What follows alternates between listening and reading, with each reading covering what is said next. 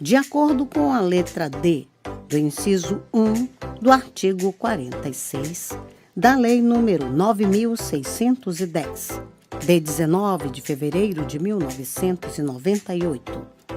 Distribuição gratuita. Proibida a venda e comercialização.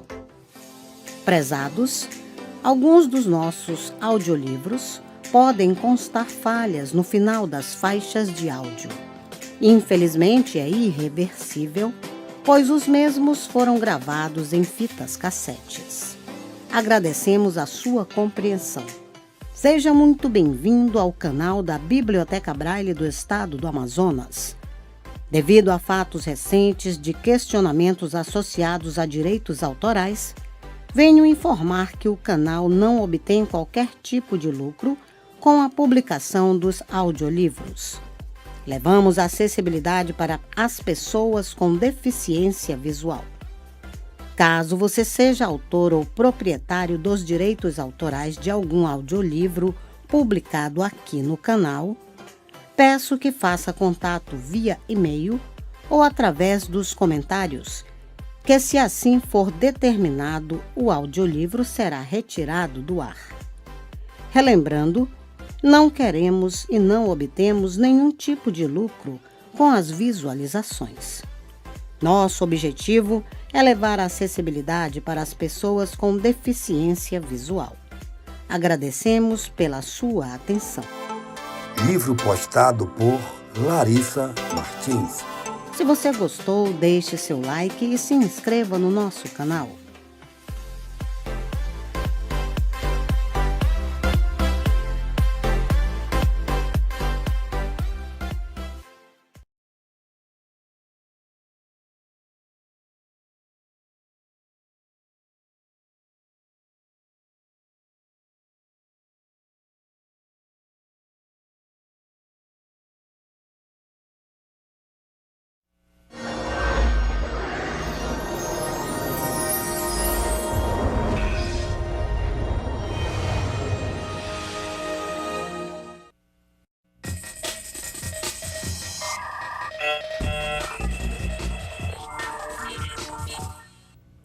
Olá! Na aula de hoje nós falaremos sobre o pré-modernismo, um movimento literário tipicamente brasileiro.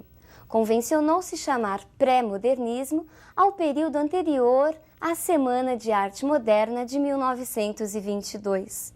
Didaticamente, o pré-modernismo tem início em 1902, quando ocorre a publicação do livro Os Sertões, de Euclides da Cunha, e do livro Canaã, de Graça Aranha. O pré-modernismo é um período de transição. E por que transição? Porque ao mesmo tempo em que encontrávamos características ainda mais conservadoras, mais ligadas ao parnasianismo, nós começamos a encontrar as primeiras manifestações de uma literatura mais engajada, mais voltada para a realidade do país. Vejamos as principais características do pré-modernismo. Ruptura com o passado. As novas produções rompem com o academismo e os modelos pré-estabelecidos pelas antigas estéticas. Denúncia da realidade. A realidade não oficial passa a ser a temática do período. Regionalismo. São retratados o sertão nordestino, o interior paulista, os subúrbios cariocas, entre outras regiões. Tipos humanos marginalizados. Nas obras deste período, encontramos retratadas muitas figuras marginalizadas pela elite, como o sertanejo nordestino, o caipira, o mulato e o imigrante. Vejamos agora os principais autores deste período. Euclides da Cunha, que retratou a miséria do subdesenvolvido nordeste do país. Lima Barreto, que retratou a vida carioca urbana e suburbana do início do século XX. Monteiro Lobato, que apresentou a miséria dos moradores do interior do Sudeste e a decadência da economia cafeeira. Graça Aranha, que retratou a imigração alemã no Espírito Santo. E Augusto dos Anjos, que apresenta uma classificação problemática, não podendo ser classificado apenas como um pré-modernista. Sua obra apresenta elementos de várias estéticas, mas para fins didáticos, costuma-se estudá-lo como um pré-modernista. Vejamos agora um dos primeiros pré-modernistas. Euclides da Cunha também atuou como jornalista. Ele foi enviado como correspondente pelo recém-criado, o jornal O Estado de São Paulo, a Canudos, com o objetivo de registrar o que estava acontecendo na guerra. Vejamos agora uma imagem significativa da Guerra de Canudos. Os Sertões é uma das primeiras obras a romper com a visão paradisíaca da terra brasileira, com aquela ideia de que no Brasil tudo era maravilhoso, que nós trazíamos já desde o romantismo. Aparentemente, os motivos que deram origem à Revolução, à revolta em Canudos, foram o fanatismo religioso e o cangaço. Mas Euclides da Cunha nos mostra que não. Na realidade, a mola propulsora de toda a revolta foi a miséria, o subdesenvolvimento e os maus tratos que as pessoas dessa região, da região nordeste do Brasil, enfrentavam. A obra, Os Sertões, está dividida em 3 grandes partes. Numa primeira parte, Euclides da Cunha nos apresenta a região, o ambiente.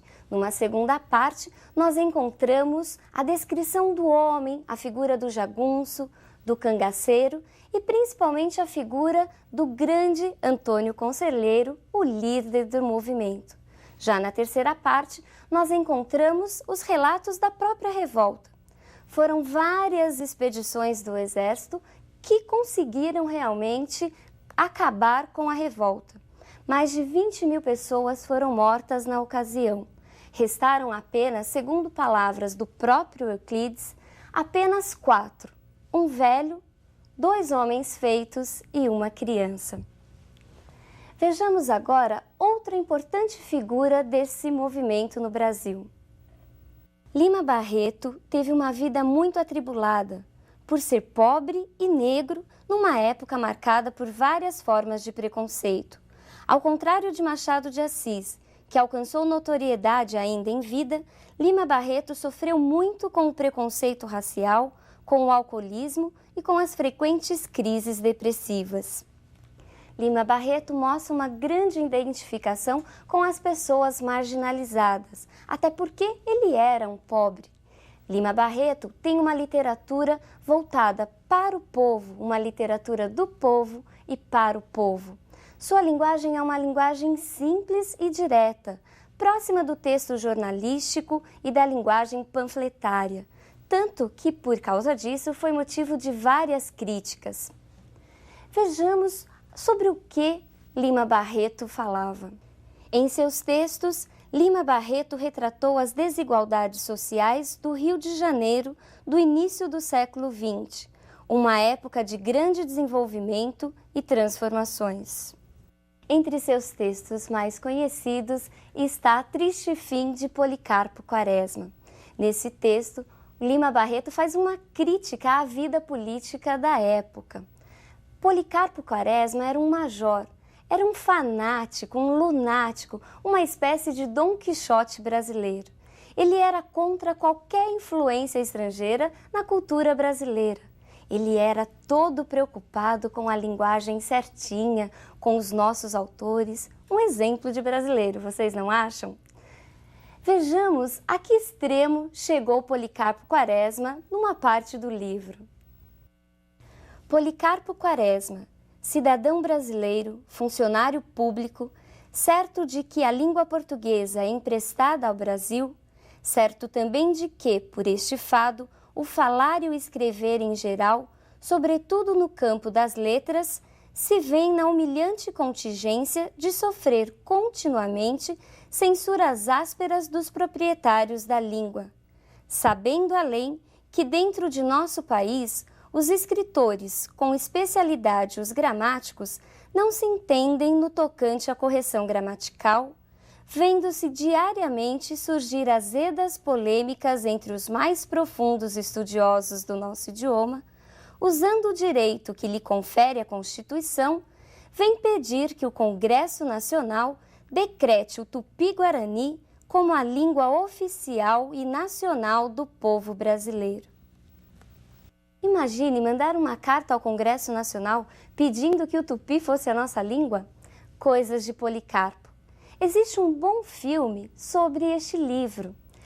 Aí muitos alunos me perguntam: Edna, eu posso assistir ao filme ou à peça? Pode. A resposta é afirmativa, você pode. O que não pode acontecer é substituir a leitura integral da obra por peças, filmes ou resumos. Mas se for no sentido de complementar seus estudos, tudo é muito bem-vindo. Vejamos agora um outro importante escritor do período. Monteiro Lobato foi uma figura muito polêmica, ao contrário da impressão que a maioria das pessoas tem hoje a seu respeito.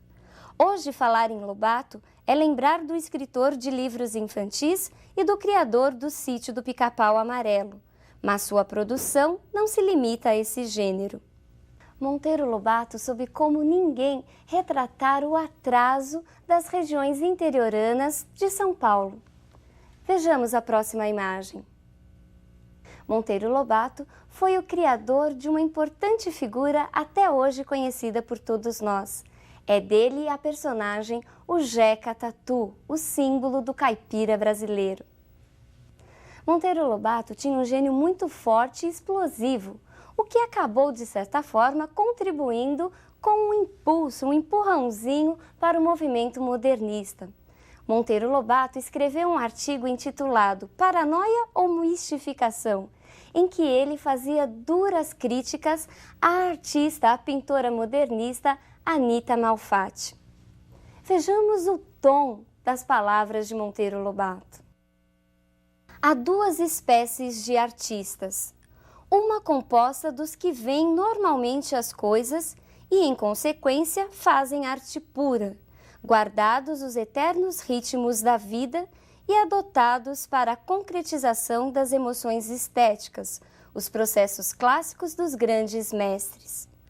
A outra espécie é formada dos que veem anormalmente a natureza e a interpretam à luz de teorias efêmeras, sob a sugestão estrábica excessiva. São produtos do cansaço e do sadismo de todos os períodos de decadência. São frutos de fim de estação, bichados ao nascedouro. Embora eles se deem como novos precursores de uma arte a vir, nada é mais velho do que a arte anormal ou teratológica nasceu com a paranoia e com a mistificação. Sejamos sinceros, futurismo, cubismo, impressionismo e tutti quanti não passam de outros tantos ramos da arte caricatural. Perceberam que agressivo? Dizem até que Anita Malfatti, depois desse texto, nunca mais foi a mesma. Outros importantes escritores são Graça Aranha e Augusto dos Anjos. Graça Aranha fala sobre a imigração alemã no estado do Espírito Santo.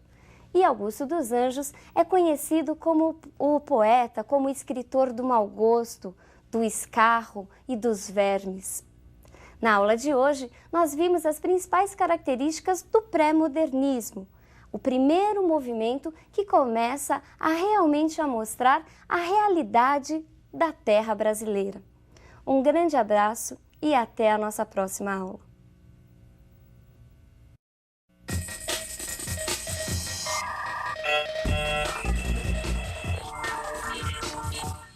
Na aula de hoje, nós falaremos sobre os principais movimentos, as principais manifestações artísticas do início do século XX.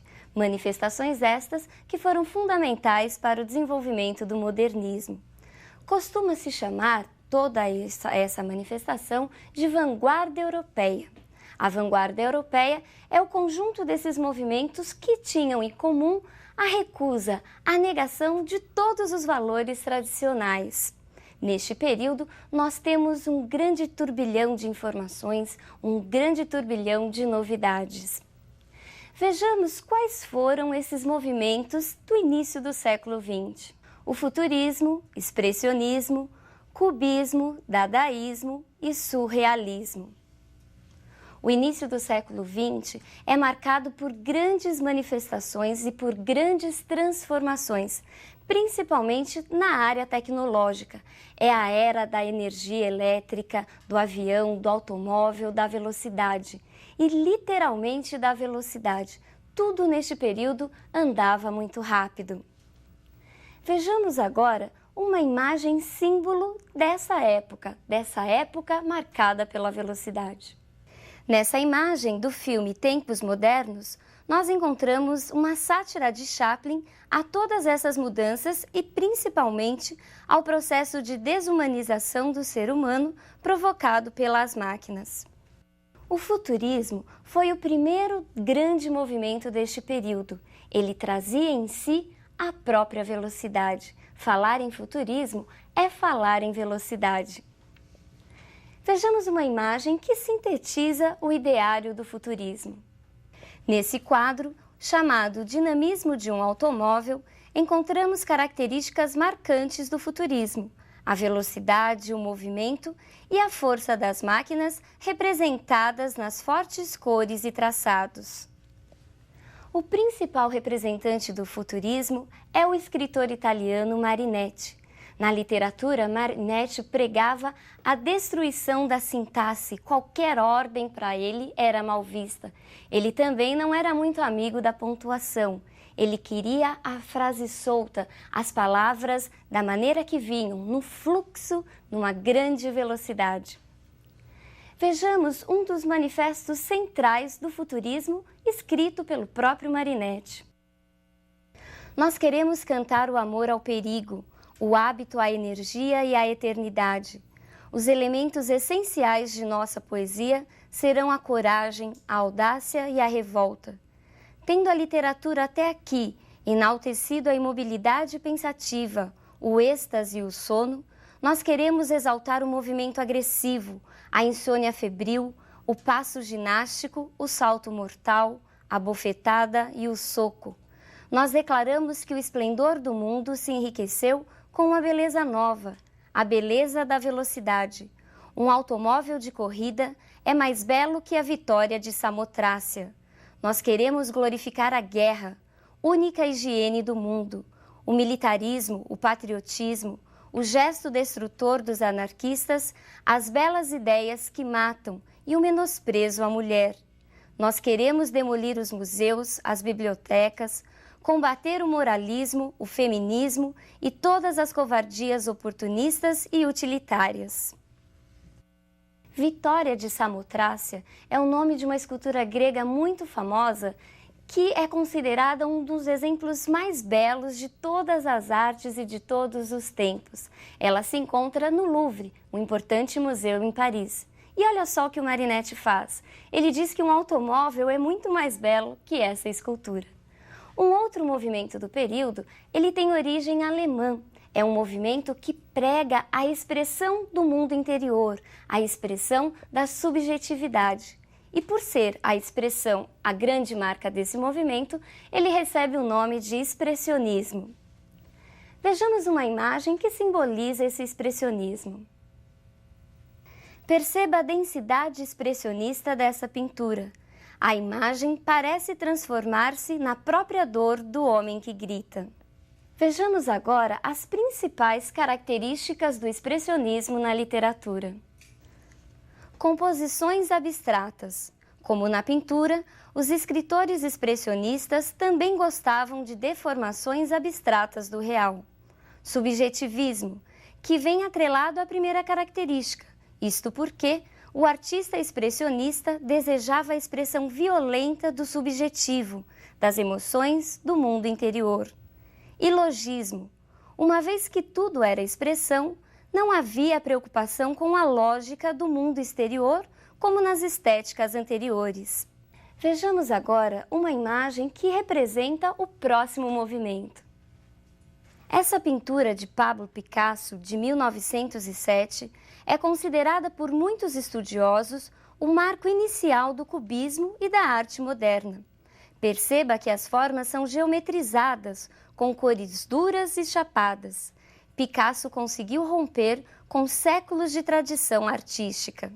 As formas geométricas e o objeto visto sob vários ângulos simultaneamente caracterizam o cubismo na pintura. Vejamos quais são as características do cubismo na literatura. Mais uma vez, nós encontramos o ilogismo. Os textos cubistas também são marcados pela supressão da lógica formal. Linguagem caótica. Como não há uma lógica, as palavras são soltas, dispostas aparentemente de uma forma aleatória. Tempo presente. Para o escritor cubista, ansioso por viver o seu tempo, o tempo presente, tudo passa a ser tema da poesia, como, por exemplo, viagens, paisagens e visões exóticas. E, por último, o humor, muito comum nos textos cubistas, provocado não só pelas ironias, mas também pela própria disposição gráfica das palavras. Vejamos agora uma imagem do próximo movimento da vanguarda europeia. Perceba nesse quadro, chamado É o Chapéu que Faz o Homem, a justa posição dos objetos, associados livremente. A liberdade artística foi uma grande característica do movimento chamado Dadaísmo. O dadaísmo é considerado por muitos estudiosos o mais radical, o mais rebelde dos movimentos desse período, a começar pelo próprio nome. Uma vez, quando perguntado sobre o significado da palavra Dada, seu fundador, Tristan Tzara, respondeu que Dada não significava nada, que ele havia encontrado essa palavra ao acaso, folheando o dicionário. E como eu sei que você deve estar curioso para conhecer um poema dadaísta, aqui vai uma receitinha de como fazer um poema dadaísta, nos dada pelo próprio fundador do movimento. Pegue um jornal, pegue a tesoura, escolha no jornal um artigo do tamanho que você deseja dar a seu poema. Recorte o artigo. Recorte em seguida com atenção algumas palavras que formam esse artigo e meta-as num saco. Agite suavemente. Tire em seguida cada pedaço um após o outro.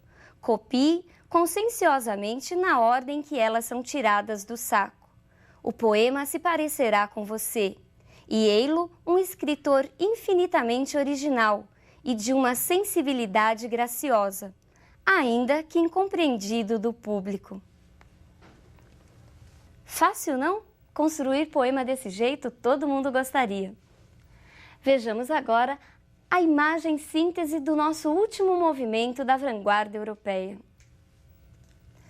Nessa conhecida pintura de Salvador Dalí, chamada A Persistência da Memória, encontramos relógios derretendo, numa espécie de sonho, de sugestão sobre a brevidade do tempo e da vida.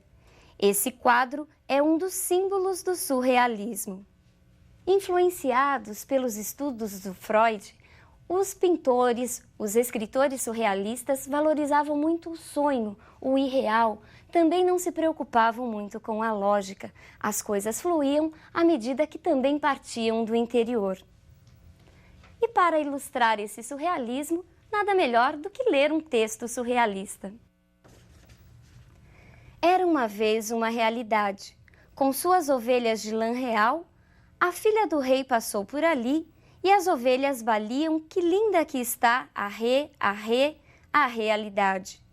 Na noite era uma vez uma realidade que sofria de insônia.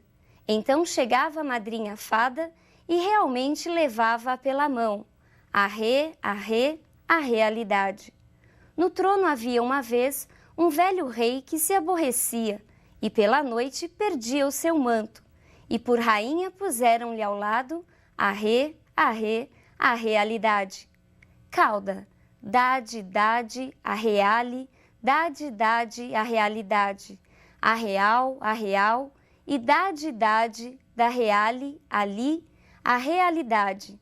Era uma vez a realidade. Perceberam que diferença? E é justamente isso, diferença, rebeldia, negação, as características marcantes da vanguarda europeia. E para que você não se esqueça, lembramos cronologicamente a ordem desses movimentos. Nós tivemos, primeiro, o futurismo, a velocidade com Marinetti, depois o expressionismo, a expressão do eu, do interior das pessoas, em seguida, o cubismo, as formas geométricas, as palavras em liberdade.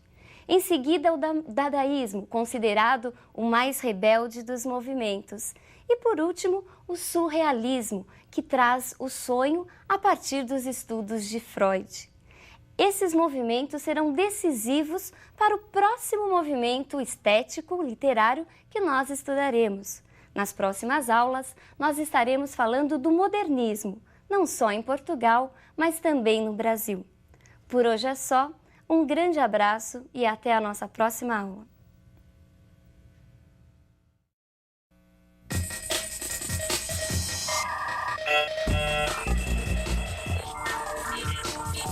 Olá! Na aula de hoje nós falaremos sobre o modernismo em Portugal.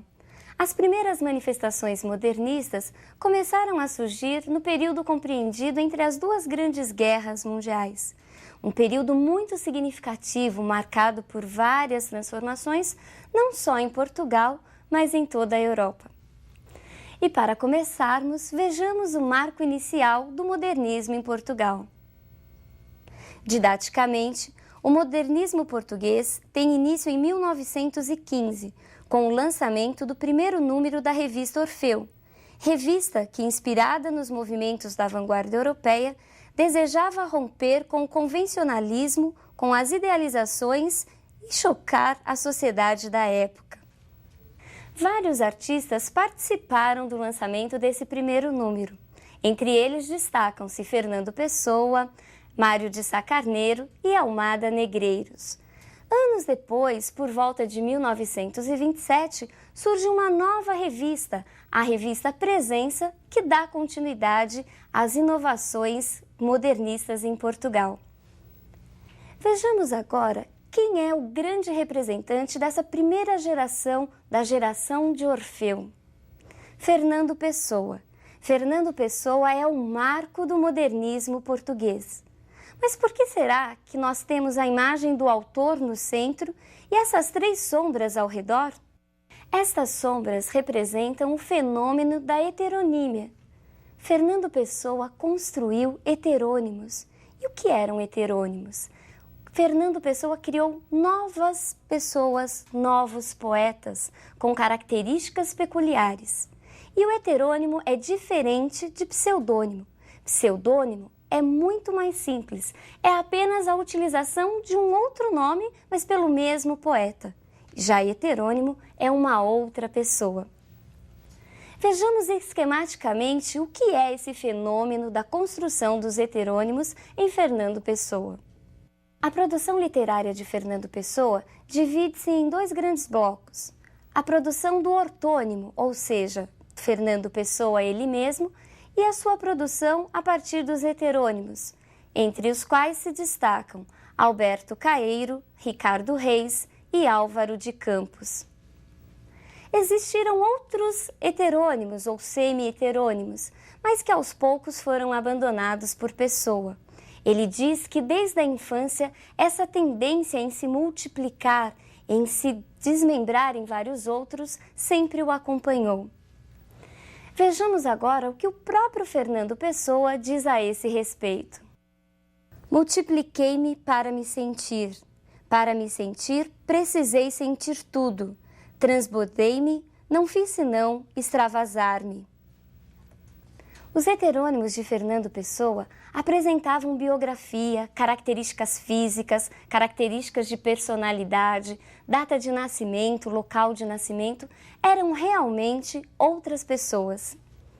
Vejamos a imagem do seu primeiro grande heterônimo. Alberto Caeiro nasceu em 1889 e morreu tuberculoso em 1915. Era um homem simples do campo. Sua estatura era mediana, loiro, de olhos azuis, era órfão e estudou pouco, só apenas as primeiras séries. Os textos de Alberto Caeiro são marcados pela simplicidade. Ele era um poeta do campo. Seus temas, basicamente, se resumiam à vida simples do campo, ao contato com a natureza. Alberto Caeiro recusava qualquer interpretação filosófica da vida. Ele pensava com os sentidos. Vejamos as características de Alberto Caeiro num fragmento dos seus próprios textos. Sou um guardador de rebanhos. O rebanho é os meus pensamentos. E os meus pensamentos são todos sensações. Penso com os olhos e com os ouvidos, e com as mãos e os pés, e com o nariz e a boca. Pensar uma flor é vê-la e cheirá-la, e comer um fruto é saber-lhe o sentido. Por isso, quando num dia de calor me sinto triste de gozá-lo tanto, e me deito ao comprido na erva e fecho os olhos quentes, sinto todo o meu corpo deitado na realidade, sei a verdade e sou feliz. Vejamos agora a imagem do próximo heterônimo de Fernando Pessoa. Ricardo Reis nasceu em 1887 na cidade do Porto e era médico. Era baixo, forte, moreno, um monarquista de formação. Os textos de Ricardo Reis se caracterizam pela linguagem rebuscada, pela erudição. Ricardo Reis aproveitava ao máximo a mitologia greco-latina, os poetas clássicos do passado. Um tema muito frequente em seus textos é a filosofia horaciana do carpe diem, do aproveitar o momento. Ricardo Reis tinha consciência da brevidade da vida, o que muitas vezes dava um tom meio pessimista em seus textos. Vejamos um exemplo de um texto de Ricardo Reis. Vem sentar-te comigo, Lídia, à beira do rio. Sossegadamente fitemos o seu curso e aprendamos que a vida passa, e não estamos de mãos enlaçadas. Enlacemos as mãos. Depois pensemos, crianças adultas, que a vida passa e não fica, nada deixa e nunca regressa. Vai para um mar muito longe, para ao pé do fado, mais longe que os deuses. Desenlacemos as mãos, porque não vale a pena cansarmos-nos. Quer gozemos, quer não gozemos, passamos como um rio. Mas vale saber passar silenciosamente e sem desassossegos grandes. Vejamos agora a imagem do seu grande e último heterônimo. Álvaro de Campos nasceu em outubro de 1890. Era engenheiro naval, alto, magro, cabelos lisos e assemelhava-se a um judeu português. Álvaro de Campos é o poeta do futuro, é o poeta da rebeldia, da inovação. Ele se identificava muito com a rebeldia da vanguarda europeia. Seus textos mostram muito bem essa influência da vanguarda. Se nós pensarmos que Alberto Caeiro pensava através da sensação, Ricardo Reis através da razão, Álvaro de Campos é todo emoção. Vejamos um de seus textos mais conhecidos. Não quero nada. Já disse que não quero nada. Não me venham com conclusões. A única conclusão é morrer. Não me tragam estéticas. Não me falem em moral. Tirem-me daqui a metafísica. Não me apregoem sistemas completos. Não me enfileirem conquistas. Das ciências, Deus meu, das ciências, das artes, da civilização moderna. Que mal fiz eu aos deuses todos? Se tem a verdade, guardem-na. Sou um técnico, mas tenho técnica só dentro da técnica. Fora disso sou doido, com todo o direito a sê-lo. Com todo o direito a sê-lo. Ouviram? Não me massem por amor de Deus. Vejamos agora uma imagem de Fernando Pessoa ele mesmo, de Fernando Pessoa ortônimo. Fernando Pessoa foi um dos escritores mais complexos da literatura portuguesa.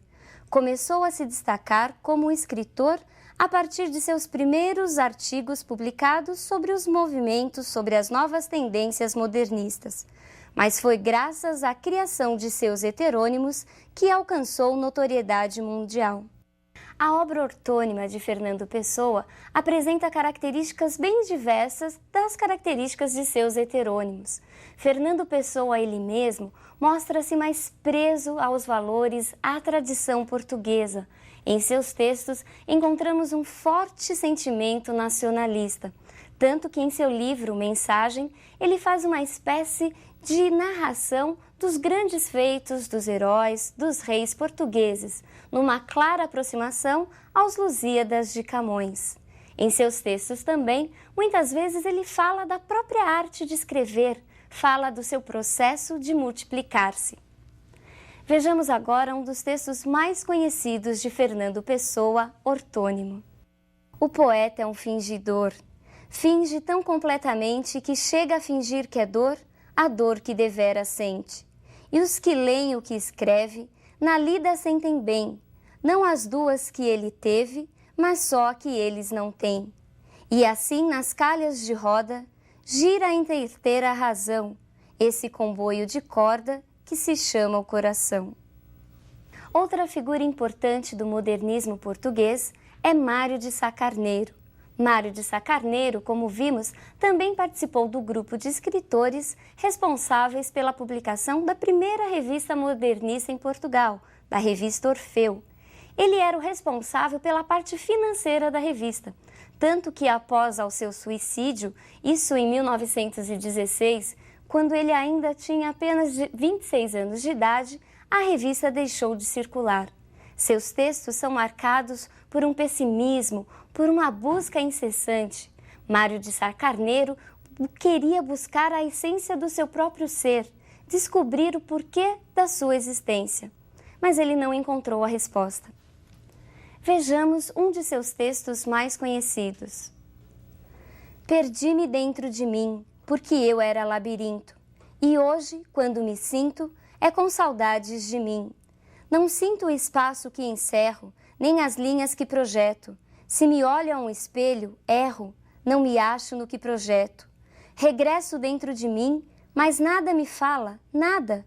Tenho a alma amortalhada, sequinha dentro de mim. Eu tenho pena de mim, pobre menino ideal. Que me faltou, afinal? Um elo? Um rastro? Ai de mim! Perdi a morte e a vida, e louco não enlouqueço. A hora foge vivida, eu sigo-a, mas permaneço. Perceberam o tom negativo do texto de Mário de Sá Carneiro? Na aula de hoje, nós vimos então os principais representantes do modernismo em Portugal. Vimos o fenômeno da construção dos heterônimos de Fernando Pessoa. Lembre-se de que seus principais heterônimos são Alberto Caeiro, o poeta bucólico, Ricardo Reis, o filósofo, o pensador ligado à mitologia, e Álvaro de Campos, o poeta do futuro ligado à velocidade.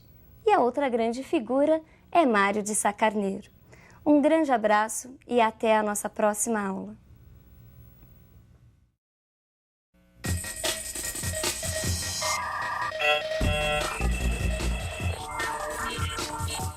Olá! Na aula de hoje nós falaremos sobre o modernismo brasileiro. Esse movimento lhe foi muito influenciado pelos movimentos da vanguarda europeia e também pelo modernismo português. Vejamos essas imagens. Nessas imagens nós encontramos a cidade de São Paulo no início do século passado. São Paulo, neste período, era considerada a capital, a cidade mais moderna de todo o país, o que vai ser fundamental para esse novo movimento. Didaticamente, e bem importante apenas didaticamente, o modernismo brasileiro tem início em 1922 com a conhecidíssima Semana de Arte Moderna. Vejamos onde aconteceu esta semana. Os dias 13, 15 e 17 de fevereiro de 1922 foram dias fundamentais para o movimento. Nesses dias, no Teatro Municipal de São Paulo, ocorreu a famosa Semana de Arte Moderna. Mas antes da semana, várias outras coisas, vários outros movimentos e pessoas já vinham trabalhando com o modernismo. Nós podemos citar entre os principais antecedentes da semana A volta do Oswald de Andrade, que estava na Europa e que entrou em contato com as novas manifestações da vanguarda europeia.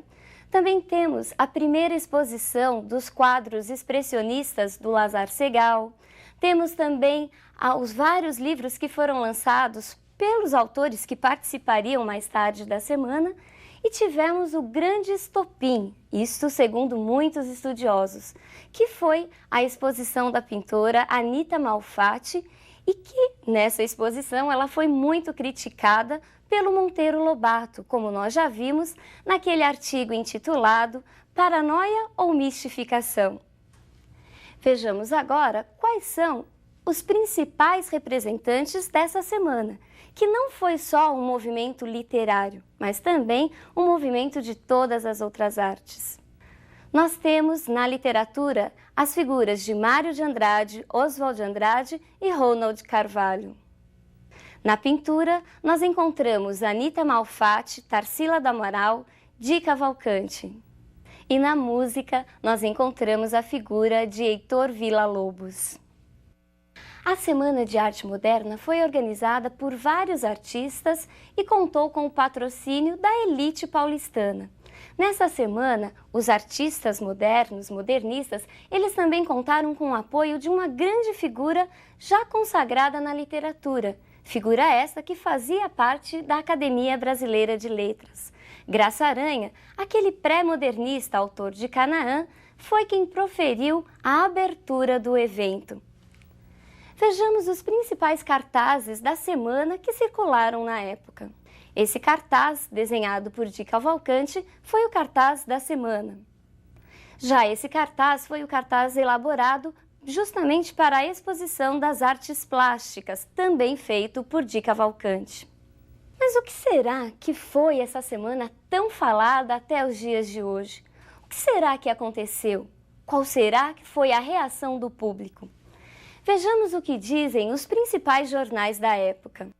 Foi como se esperava, um notável fracasso a récita de ontem na pomposa Semana de Arte Moderna, que melhor e mais acertadamente deveria chamar-se Semana de Mal às Artes, Jornal Folha da Noite. As colunas da seção livre deste jornal estão à disposição de todos aqueles que, atacando a Semana de Arte Moderna, defendam o nosso patrimônio artístico. Jornal O Estado de São Paulo. É preciso que se saiba que nos manicômios se produzem poemas, partituras, quadros e estátuas, e que essa arte de doidos tem o mesmo característico da arte dos futuristas e cubistas que andam soltos por aí. Jornal do Comércio. A semana foi verdadeiramente um escândalo. Logo depois da abertura proferida por Graça Aranha, Villa-Lobos acaba tendo que interromper sua apresentação debaixo de muita vaia da plateia. Em seguida, entra quem? Entra Ronald de Carvalho e lê um poema, Os Sapos, de Manuel Bandeira. A plateia fica mais nervosa ainda e começa a repetir o refrão do poema, que se assemelhava ao coachar dos sapos. Foi uma tremenda confusão. Mário de Andrade, para dar uma forcinha, acaba recitando um poema nas escadarias do teatro. Olha só que maluquice. E para fechar toda aquela bagunça com chave de ouro, Villa-Lobos, mais uma vez, ele entra no palco de casaca todo arrumadinho, chinelo e guarda-chuva. A plateia quase veio abaixo, querendo bater nos artistas. E eles, por sua vez, ficaram muito felizes. Eles conseguiram justamente o que queriam, chocar, queriam provocar a sociedade da época e as estéticas conservadoras. Vejamos uma foto que foi tirada logo após o encerramento da semana. Nessa foto nós vemos Oswald de Andrade, Mário de Andrade, Manuel Bandeira e o célebre Graça Aranha. Vejamos agora um fragmento do conhecidíssimo poema Os Sapos. Enfunando os papos, saem da penumbra aos pulos os sapos, a luz os deslumbra. Em ronco que a terra, berra o sapo-boi. Meu pai foi à guerra, não foi, não foi. O sapo tanoeiro, parnasiano aguado, diz, meu cancioneiro é bem martelado. Vede como primos em comer os hiatos, que arte, e nunca rimo os termos cognatos. Meu verso é bom, frumento sem joio, faço rimas com consoantes de apoio. Que soluças tu, transido de frio, sapo cururu da beira do rio. O poema Os Sapos é uma espécie de sátira, uma crítica ao parnasianismo. Ele é uma paródia do poema Profissão de Fé, de Olavo Bilac. Ao falar sapo tanoeiro, Manuel Bandeira está diretamente se referindo a quem? Ao próprio Olavo Bilac. Porque Bilac, lembre-se, ele sempre dizia que o artista tinha uma tarefa muito parecida com a do artesão. O poeta era o artesão da palavra. E o sapo cururu nada mais é do que o próprio poeta moderno, mais simples, livre de todo o artificialismo do poeta parnasiano. Vejamos quais são os principais desdobramentos dessa semana. Vários grupos, movimentos e revistas começaram a circular nessa época. Entre as revistas nós temos Claxon em São Paulo, Estética e Festa no Rio de Janeiro, a Revista em Minas Gerais e a Revista Antropofagia em São Paulo.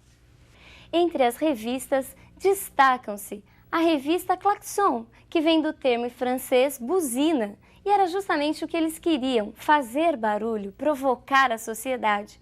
E ela foi a pioneira, a primeira a lançar as inovações modernistas. E a revista Antropofagia, que trazia como marca central o desejo de devorar as outras culturas. Para entendermos melhor o que foi todo esse período, o que foram essas revistas, vejamos quais são as principais correntes modernistas. Nós temos o movimento Pau-Brasil. O movimento Pau-Brasil pregava um retorno, uma busca à arte pré-histórica do Brasil. E por que Pau-Brasil? Justamente por ter sido este o nosso principal produto, o nosso primeiro produto de exportação. Nossa poesia deveria ser exportada para o mundo. Vejamos o próximo movimento. Movimento Verde-Amarelo. Este movimento verde-amarelo é uma espécie de reação ao primeiro movimento. E por quê? Porque, segundo os representantes do movimento verde-amarelo, o nacionalismo pregado pela corrente Pau-Brasil ainda era um nacionalismo muito importado, não era o verdadeiro nacionalismo e sentimento do Brasil. Vejamos o próximo movimento, o movimento antropofágico. Esse movimento tem origem no trabalho da pintora Tarsila do Amaral. Vejamos uns de seus quadros. Esses quadros fazem parte da chamada Galeria Antropofágica e é justamente o quadro Abapuru que dá origem ao movimento. Abapuru é um termo indígena que significa comer gente, o antropófago, e era justamente isso que os autores desse movimento queriam. Eles queriam devorar a cultura estrangeira e, a partir daí, num processo de reestruturação, criar uma arte original, uma arte com a cara do Brasil. Vejamos o último movimento modernista, movimento espiritualista.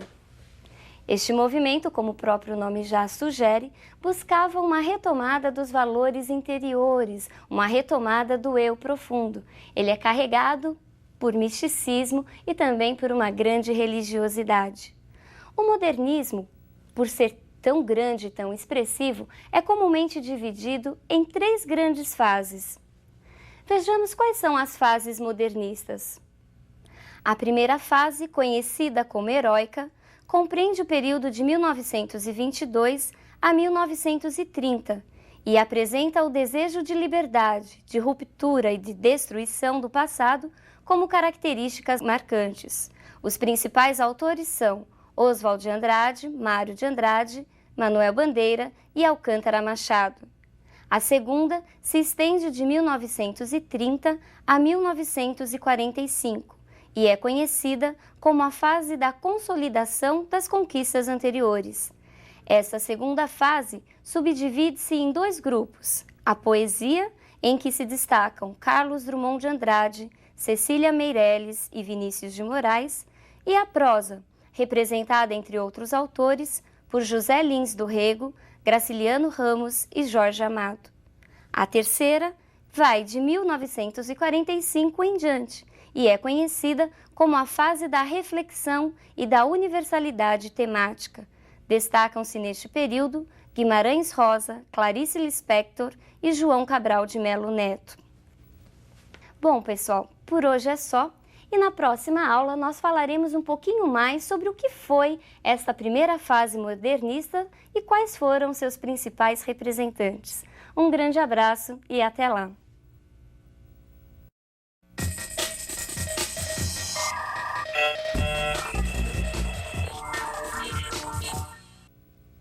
Olá! Na aula de hoje nós falaremos sobre as primeiras manifestações modernistas e sobre os primeiros autores modernistas do Brasil. Nós falaremos da primeira fase modernista. Lembre-se de que a Semana de Arte Moderna foi um grande movimento, um movimento inovador na literatura do nosso tempo. Vejamos quais são as principais características e os principais autores dessa época. A primeira fase, conhecida como heróica, compreende o período de 1922 a 1930 e apresenta o desejo de liberdade, de ruptura e de destruição do passado como características marcantes. Os principais autores são Oswald de Andrade, Mário de Andrade, Manuel Bandeira e Alcântara Machado. Essa fase foi predominantemente poética, mas nós encontramos também alguns textos escritos em prosa. Neste período, nós encontramos como grandes marcas a negação, a ruptura, o desejo de liberdade linguística e um forte nacionalismo. Vejamos agora o grande escritor do período. Nesses quadros, nós encontramos a figura de Mário de Andrade. Mário de Andrade é considerado o Papa do modernismo brasileiro e ele foi um dos escritores mais apaixonados pela cidade de São Paulo.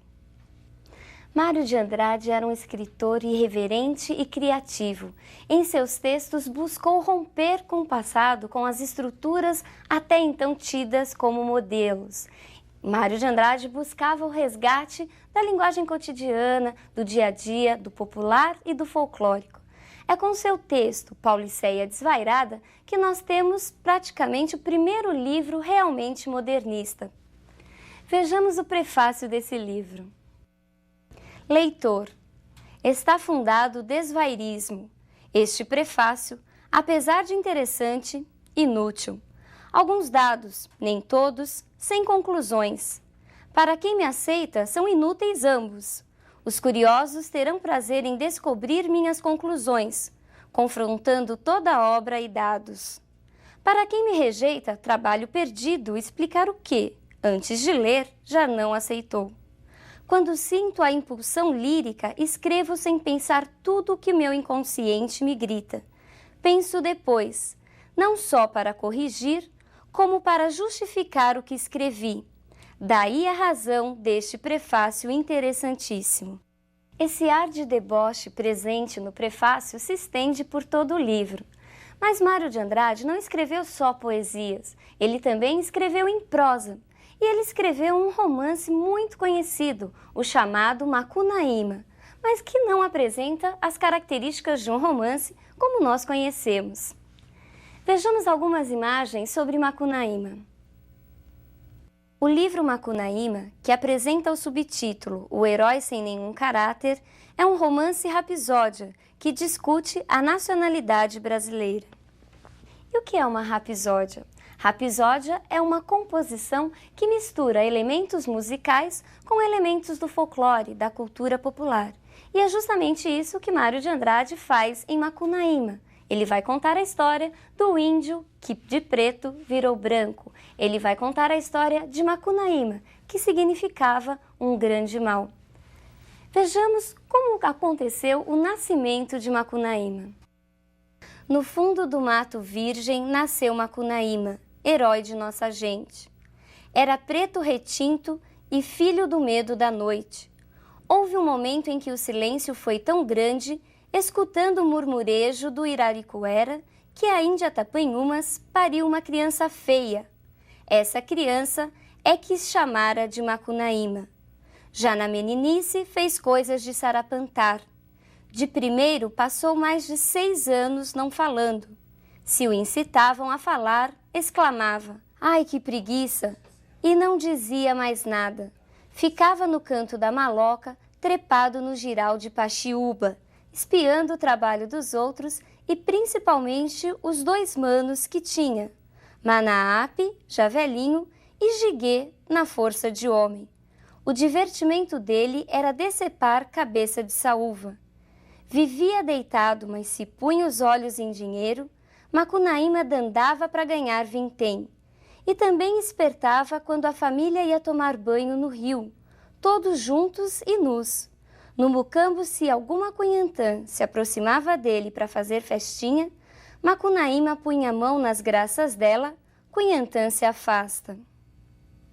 Macunaíma era debochado, malandro, danado. Ele era muito terrível, muito diferente da imagem que nós tínhamos de herói. Tanto que Macunaíma é considerado um anti-herói se nós o compararmos com os heróis românticos que conhecemos. Macunaíma mexia com todo mundo, era preguiçoso, não queria saber de trabalhar. Esse texto é considerado um grande marco do modernismo, tanto que volta e meia ele aparece nos grandes vestibulares do Brasil. Por isso, não deixe de lê-lo. Vejamos agora a imagem de um outro importante autor desse período. Oswald de Andrade é considerado o autor mais irreverente, combativo e polêmico da primeira fase modernista. Foi o idealizador dos principais manifestos que ocorreram neste período. Sua obra é toda marcada pela ironia, pelo humor. Ele é o mais debochado dos poetas, dos escritores modernistas. Oswald de Andrade, ele inova, ele traz o elemento nacional para a literatura sobre a roupagem modernista. Ele é o criador do poema piada, do poema pílula, ou seja, textos curtos, mas que mesmo assim carregam uma grande carga poética. Vejamos alguns exemplos desses poeminhas de Oswald de Andrade. Erro de português.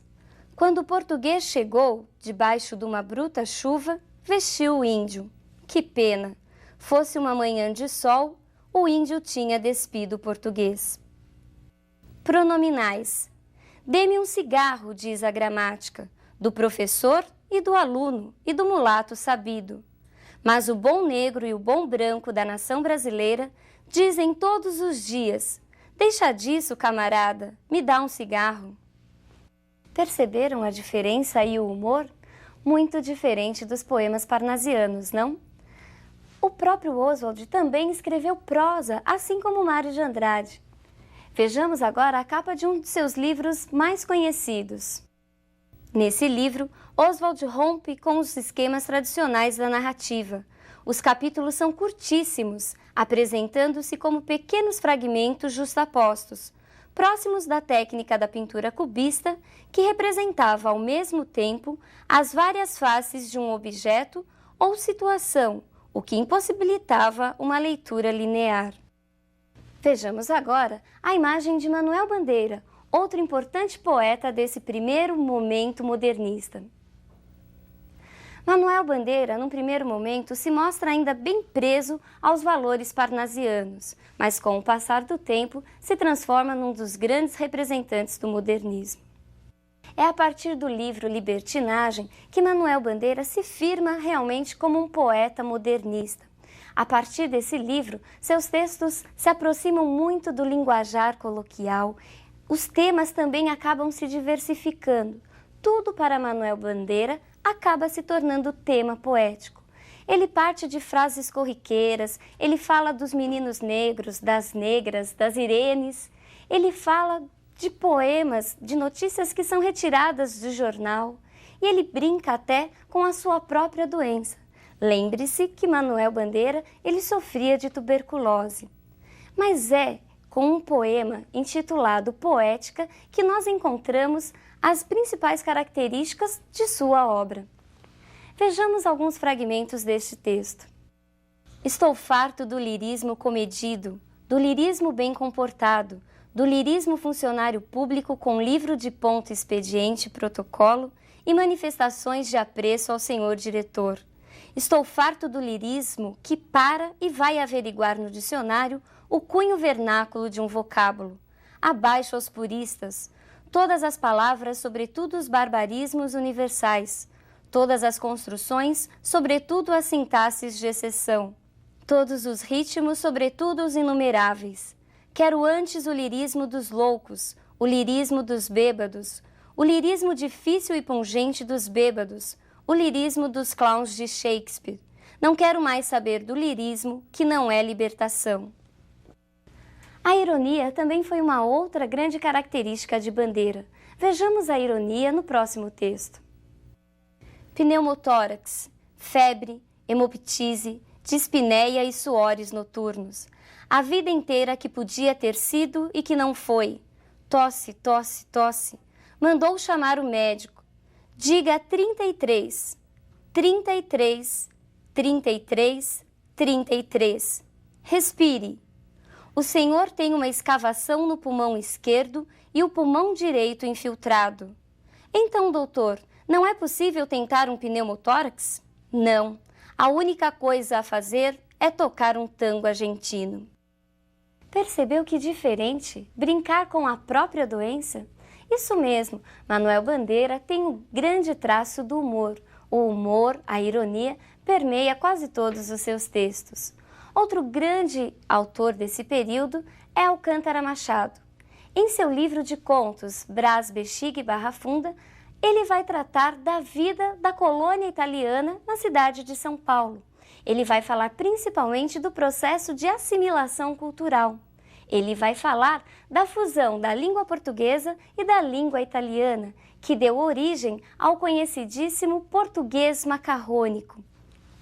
Vejamos um exemplo desse português macarrônico que nós encontramos no livro Brás, Bexiga e Barra Funda. Paro assim para facilitar, não é para ofender. Primo doutor, pense bem, e poi me dê sua resposta. Domani dopo domani, na outra semana, quando quiser, e o resto à sua disposição, mas pense bem. Perceberam a influência do italiano na língua portuguesa?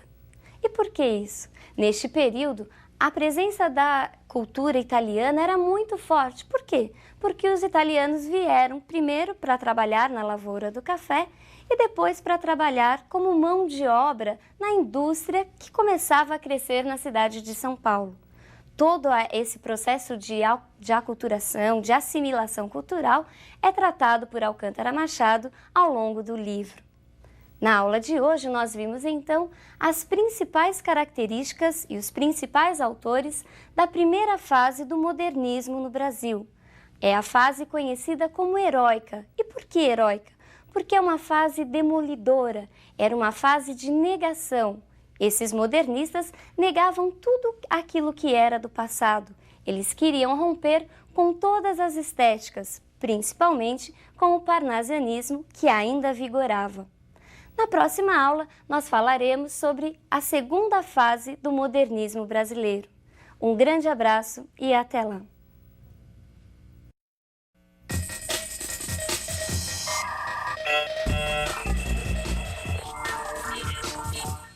Olá! Na aula de hoje nós falaremos sobre a segunda fase modernista. Nós falaremos na aula de hoje de um período em que nós encontramos a consolidação, uma espécie de fortificação das conquistas da geração de 22. Na aula de hoje, nós falaremos sobre a poesia modernista. Vejamos quais são os principais autores desse período. Carlos Drummond de Andrade, Cecília Meirelles, Vinícius de Moraes e Murilo Mendes. É importante deixarmos claro que os autores da geração anterior, da geração de 22, como Oswald Mário e Manuel Bandeira, continuaram escrevendo, só que ao lado desses novos escritores. A temática acaba sendo mais variada, novos temas começam a aparecer.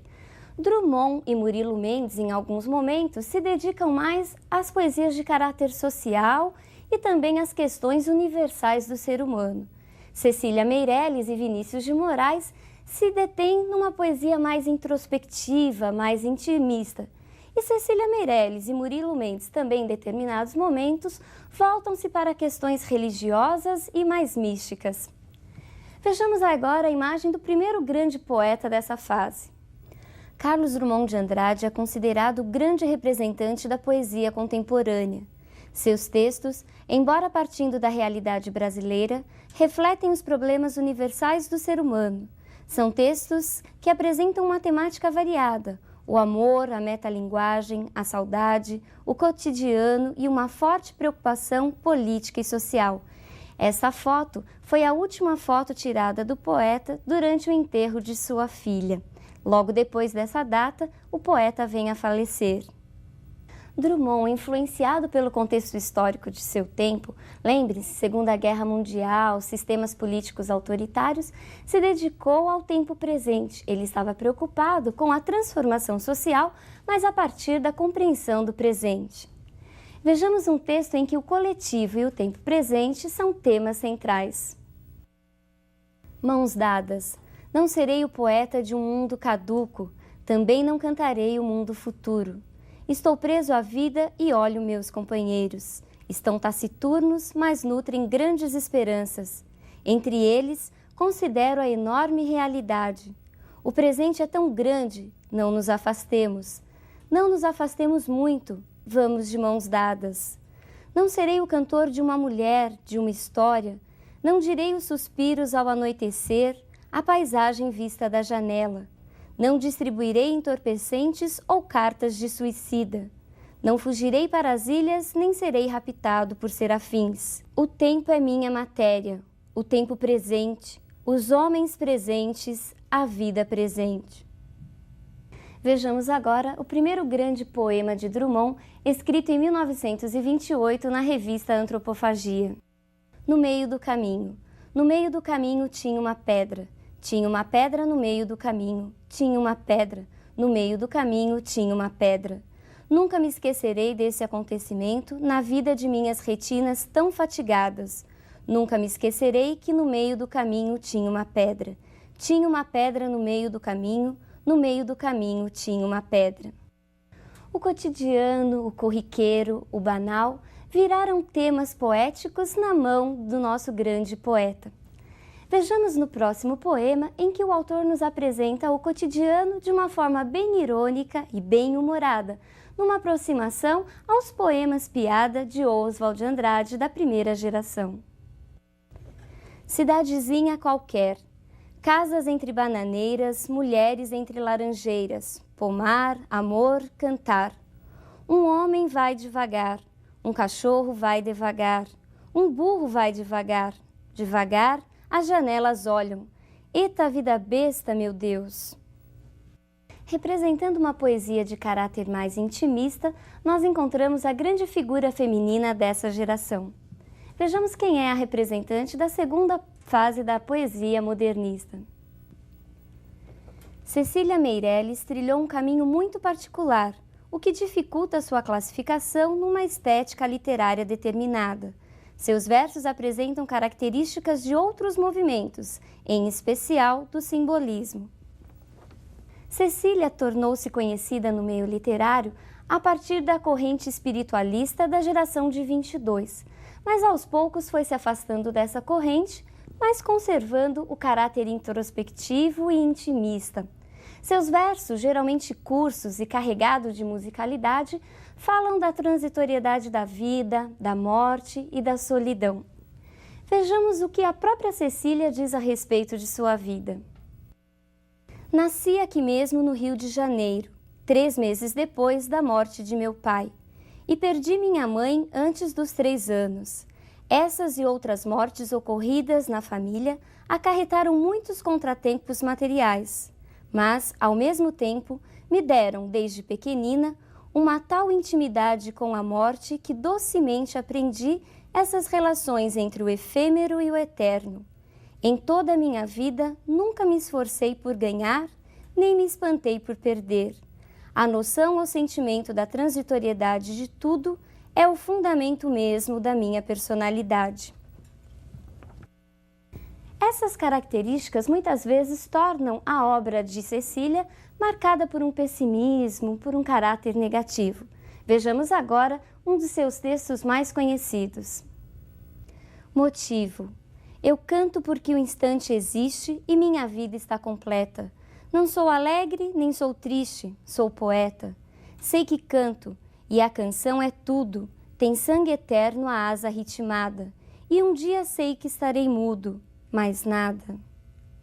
Vejamos agora a imagem de outro importante poeta. Vinícius de Moraes foi um importante nome não só na literatura, mas também na música popular brasileira.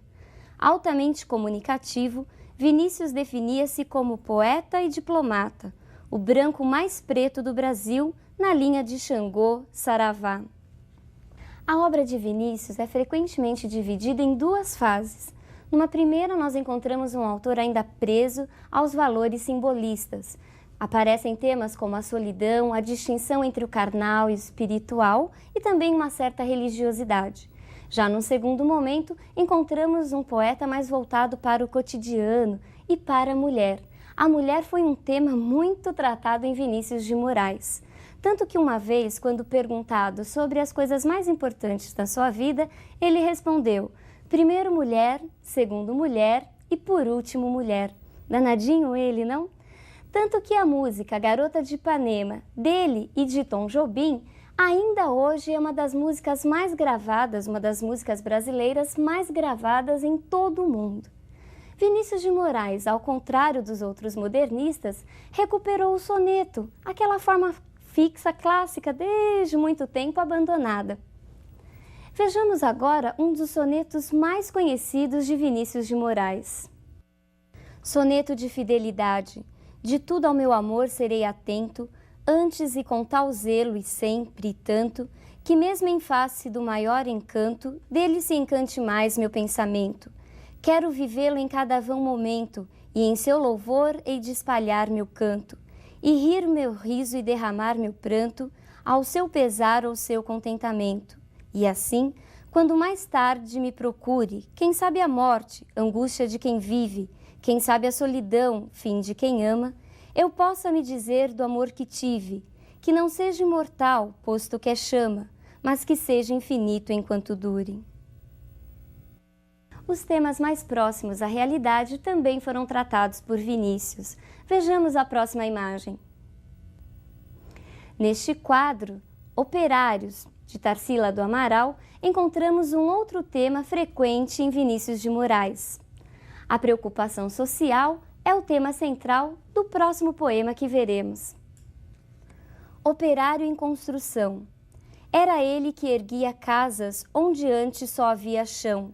Como um pássaro sem asas, ele subia com as casas que lhe brotavam da mão. Mas tudo desconhecia de sua grande missão. Não sabia, por exemplo, que a casa de um homem é um templo sem religião, como tampouco sabia que a casa que ele fazia, sendo a sua liberdade, era a sua escravidão. Vejamos agora o último grande representante da poesia modernista. Murilo Mendes, assim como Cecília Meirelles, também fez parte da corrente espiritualista de 22 e ficou muito conhecido nessa segunda geração. Vejamos agora um de seus textos mais conhecidos. Solidariedade. Sou ligado pela herança do espírito e do sangue ao Mártir, ao assassino, ao anarquista. Sou ligado aos casais na terra e no ar, ao vendeiro da esquina, ao padre, ao mendigo, à mulher da vida, ao mecânico, ao poeta, ao soldado, ao santo e ao demônio, construídos à minha imagem e semelhança. Percebeu a religiosidade nesse trecho? Principalmente no último verso, nós encontramos uma referência direta à Bíblia, feitos à imagem e semelhança. Essa religiosidade é uma grande marca de Murilo Mendes, que em muitos momentos também nos apresenta alguns aspectos ligados ao misticismo.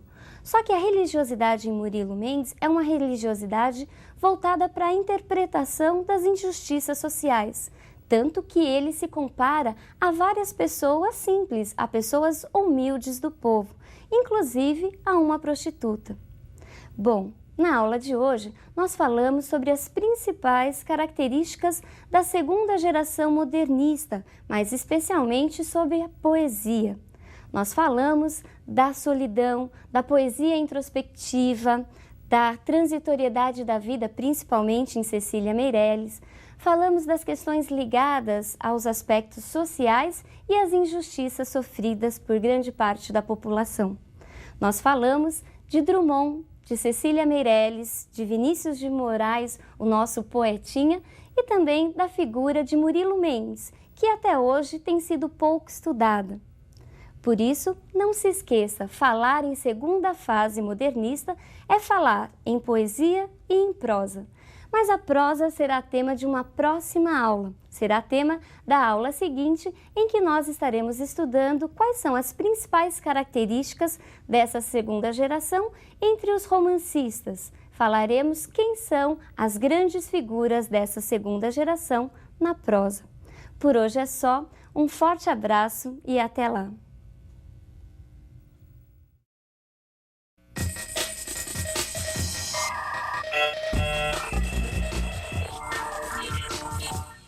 Olá! Na aula de hoje nós falaremos sobre a prosa da segunda fase do modernismo brasileiro.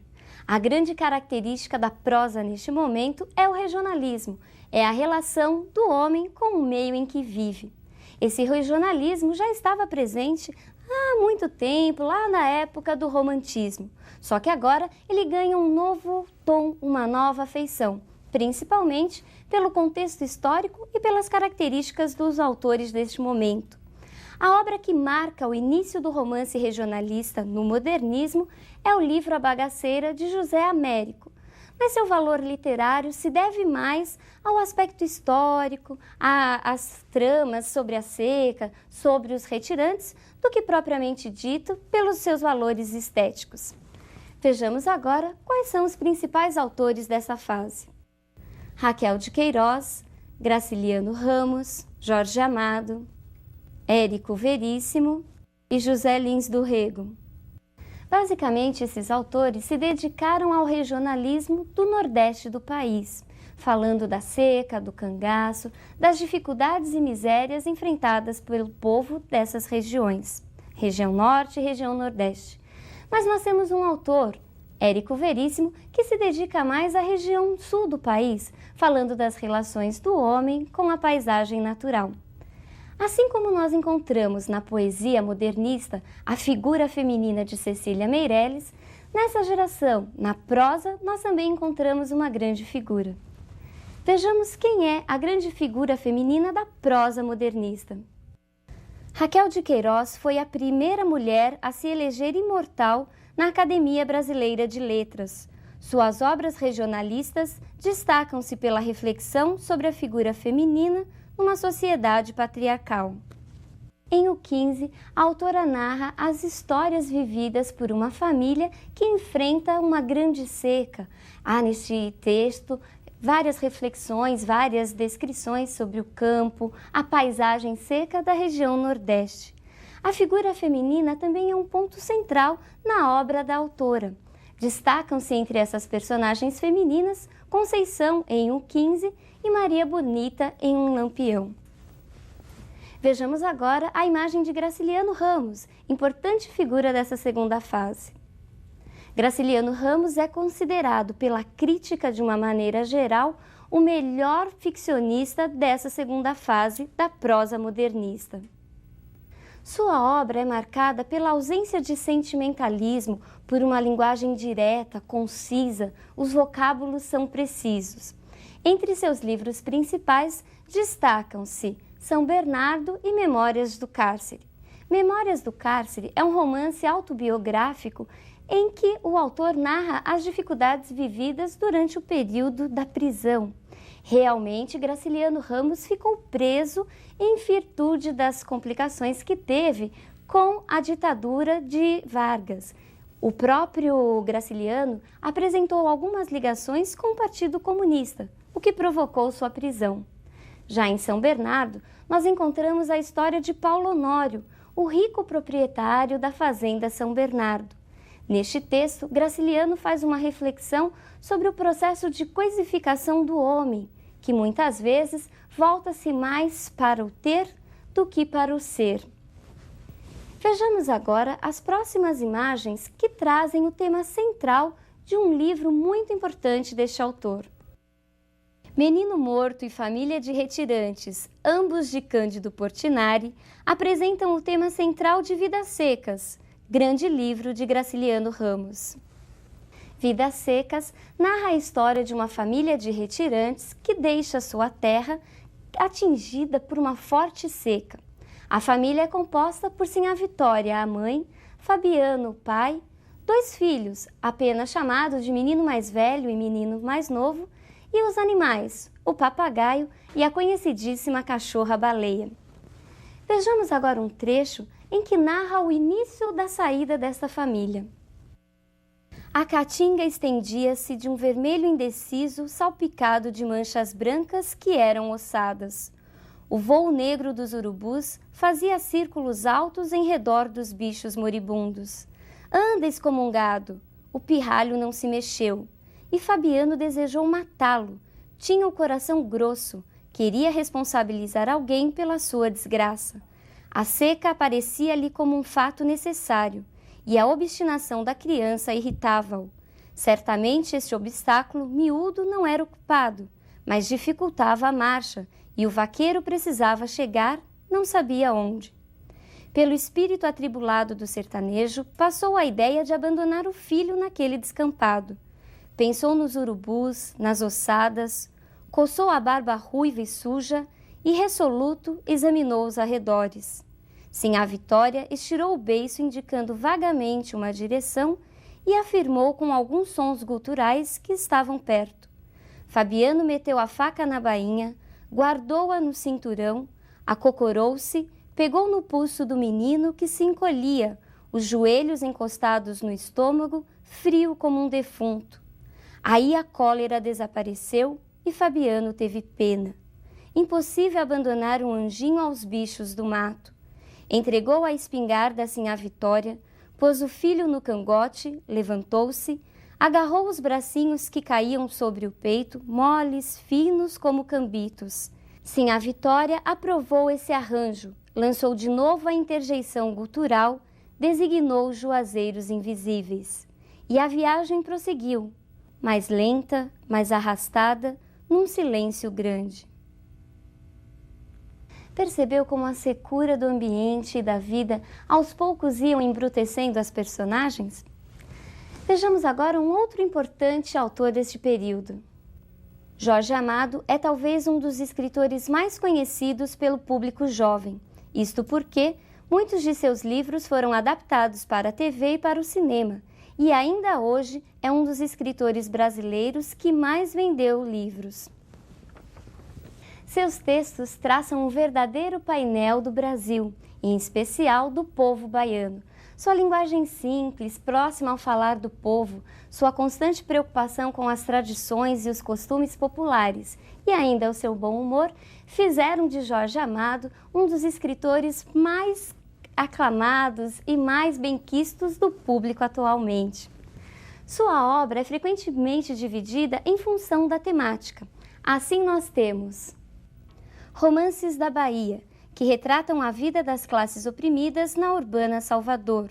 São livros de denúncia das desigualdades sociais. Entre eles, destaca-se Capitães da Areia. Romances ligados ao ciclo do cacau, que retratam a exploração dos trabalhadores rurais pela economia latifundiária do Nordeste. Segundo o próprio Jorge Amado, foi a luta do cacau que o tornou romancista. Entre esses romances destacam-se Cacau e Terras do Sem Fim. E por último, as Crônicas de Costumes, que partem dos cenários do Agreste e da Zona Cacaueira para uma reflexão sobre a vida, os amores e os costumes da sociedade. São desse ciclo as conhecidíssimas figuras femininas de Jorge Amado, como Gabriela Cravo e Canela, Dona Flor e seus 2 maridos, Tieta do Agreste e Teresa Batista Cansada de Guerra. Vejamos agora a imagem de outro importante escritor deste período. Érico Veríssimo, que assim como Jorge Amado, conquistou o público leitor. Sua obra é comumente dividida em romances urbanos, históricos e políticos. Entre os romances urbanos destacam-se Clarissa e Olhai os Lírios do Campo. Neste momento, nós temos um autor que analisa as questões, as crises de uma sociedade na época. A sua grande obra-prima é a trilogia histórica O Tempo e o Vento, em que nós encontramos as grandes figuras de Ana Terra e Rodrigo Cambará. E é dele também o conhecidíssimo Incidente em Antares, um romance político que mistura o plano real com o plano imaginário. Num dado momento desse romance, os coveiros entram em greve e os mortos, por sua vez, acabam ressuscitando para denunciar a corrupção e a podridão moral dos moradores da cidade. Esse romance é a marca realmente entre o ficcional, entre o imaginário e o real. Vejamos agora o último grande escritor desse período. José Lins do Rego, à direita, sem chapéu e de óculos, foi um apaixonado por futebol. Nessa foto, tirada no Maracanã, ele assistia ao jogo de seu time predileto, o Flamengo do Rio de Janeiro. José Lins do Rego foi um autor muito identificado com o povo e com a sua região. Suas obras retratam basicamente as atividades, as coisas que aconteciam relacionadas às fazendas produtoras de cana-de-açúcar. Ele fala da decadência dos engenhos e da decadência da estrutura patriarcal. Vejamos agora um trecho de uma das suas principais obras, Menino de Engenho. Coitado do Santa Fé, já o conheci de fogo morto, e nada é mais triste do que engenho de fogo morto. Uma desolação de fim de vida, de ruína, que dá à paisagem rural uma melancolia de cemitério abandonado. Na bagaceira crescendo, o mata-pasto de cobrir gente, o melão entrando pelas fornalhas, os moradores fugindo para outros engenhos, tudo deixado para um canto, e até os bois de carro vendidos para dar de comer aos seus donos. Ao lado da prosperidade e da riqueza do meu avô, eu vira ruir, até no prestígio de sua autoridade, aquele simpático velhinho que era o coronel Lula de Holanda, com seu Santa Fé caindo aos pedaços. Cuidado, não confunda a expressão fogo morto que aparece nesse texto. Na realidade, Fogo Morto também é um outro romance deste escritor. Bom, pessoal, na aula de hoje nós falamos um pouco da prosa modernista da segunda fase. Por hoje é só, um grande abraço e até a próxima aula em que veremos o que acontece na terceira fase. Um abraço e até lá!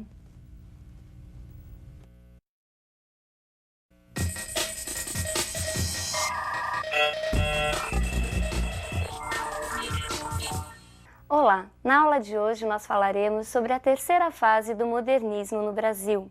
Essa fase é conhecida como fase de reflexão, de amadurecimento e da universalidade temática. Vejamos quais são os principais representantes desse terceiro momento. Guimarães Rosa e Clarice Lispector na prosa e João Cabral de Melo Neto na poesia. Neste período, as novas contribuições da linguística, a busca pela análise interior, pelo eu profundo, acabam dando novos rumos para a prosa deste período. Neste momento, o texto, que em si era apenas a representação da realidade, acaba ganhando um valor em si mesmo. Vejamos a imagem do grande representante deste período. Guimarães Rosa foi um grande estudioso, principalmente de línguas. Alguns pesquisadores de sua obra afirmam que ele aprendeu sozinho o russo e o alemão. Essa paixão por línguas se reflete em quase todos os seus textos. Vejamos agora quais são as principais características da obra de Guimarães Rosa. Regionalismo, universalismo e criação linguística.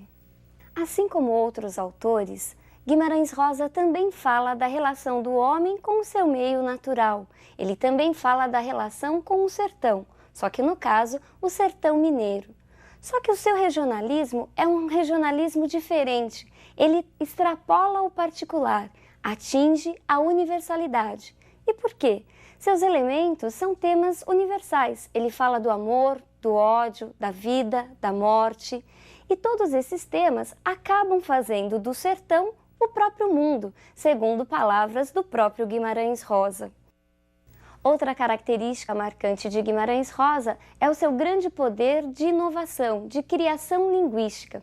Seus textos são marcados por palavras, por expressões até então desconhecidas. Guimarães Rosa é o mestre em criar neologismos. Neologismo significa palavras novas. Neo vem de novo e logismo vem de logos, palavra, portanto, palavras novas. Ele também se preocupa em aproximar seus textos do falar do sertanejo, do falar cotidiano. Assim nós encontramos, ao lado do português erudito, várias marcas da linguagem coloquial. Vejamos agora os seus neologismos mais conhecidos.